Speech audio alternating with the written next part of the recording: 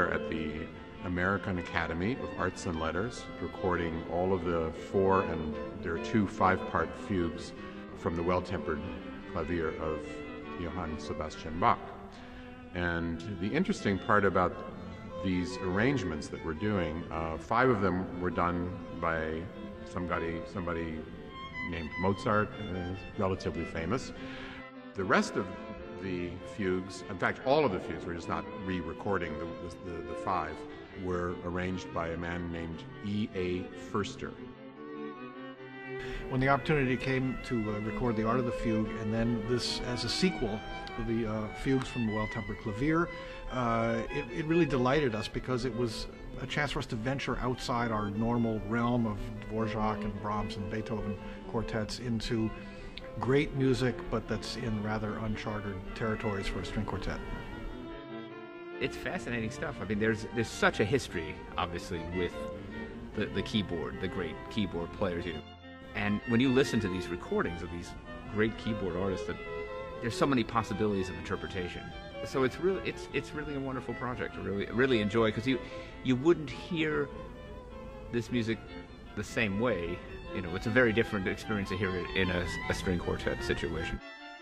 He was thinking of something larger than the harpsichord when he was writing these fugues. He was thinking of something that was not specific to any instrument. There's a purity about the music. One could call it an abstractness, but I don't think it's abstract. A lot of these fugues are deeply emotional, as well as being perfectly wrought from an intellectual point of view. So we feel that gives us the justification, so to speak, to adapt these to a string medium without subverting the original intention.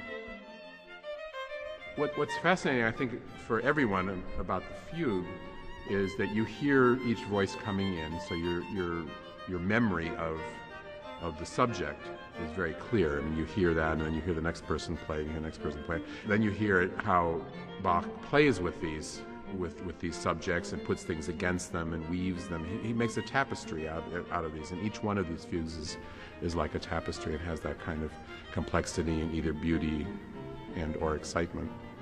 Sometimes it's almost about chance, or about the idea of chaos and controlling that chaos. Maybe analogy to the the modern world, we everything is so noisy and everything is so, and you hear so much stuff going on and it doesn't fit in a lot of ways. I think there's something soothing about the idea that things start and then they come together and it finishes together.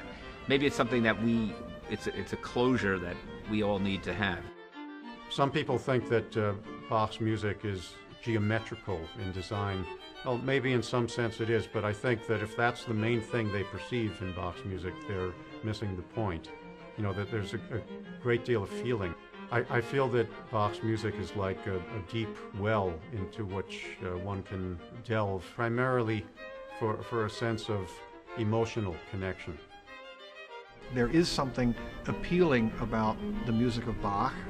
It's mesmerizing to listen to because it has the same integrity as the motion of the planets. And I think it reaches all people, all listeners, in spite of whatever amount of experience they've had listening to classical music before.